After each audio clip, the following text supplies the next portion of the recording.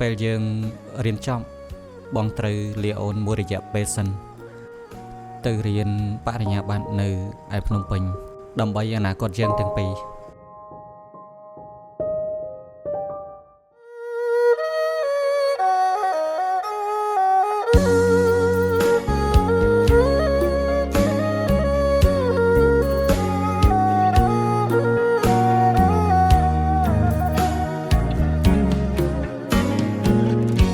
វិជាឡៃស្នួលធ្លាប់រៀនចុងគ្នាពេលចំបងលាអូនទៅរៀនតភ្នំពេញអូននៅក្រចេញបេងដងតោម្នេញក្នុងចិនតនតែញ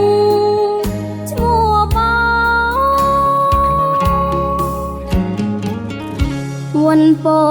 ធិវ័នស្នួលជាសាងសីថ្ងៃចូលឆ្នាំថ្មីបងបានសញ្ចាផ្ដង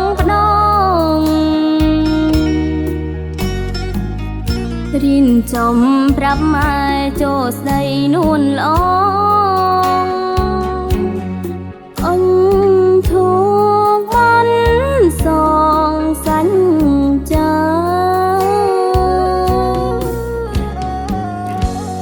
ស្រងស្នួលចាំបងវិញវិលពីភ្នំពេញតាមពី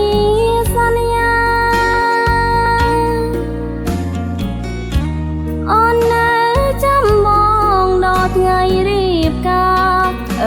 ពងម្ដាយមេបាជូនពរបែបការឲ្យជ័យវិមានពីធ្នូស្នាមស្នេហ៍អូនបងចាំរឿងកន្លងពីពេញសាសភៀងក្ដីសូមឲ្យស្នេហ៍ខ្ញុំសង្ឃុំរាល់ថ្ងៃដូចជាតាំងដីស្រងស្នួល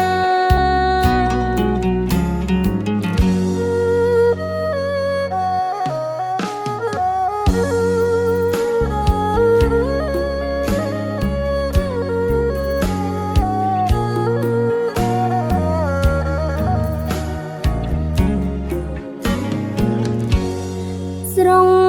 ស្នួលចាំបងវិញវិលពីភ្នំពេញតាមពីសន្យាអូននៅចាំបងដល់ថ្ងៃរៀបការពងម្ដាយមេបាជូនពរបែបការឲ្យជ័យវិមានពីធ្នូស្នាមស្នេហ៍អូនបងចាំរឿងកន្លងពីពេញសាសភៀងក្ដីសូមឲ្យស្នេហ៍ខ្ញុំសង្ឃុំរាល់ថ្ងៃ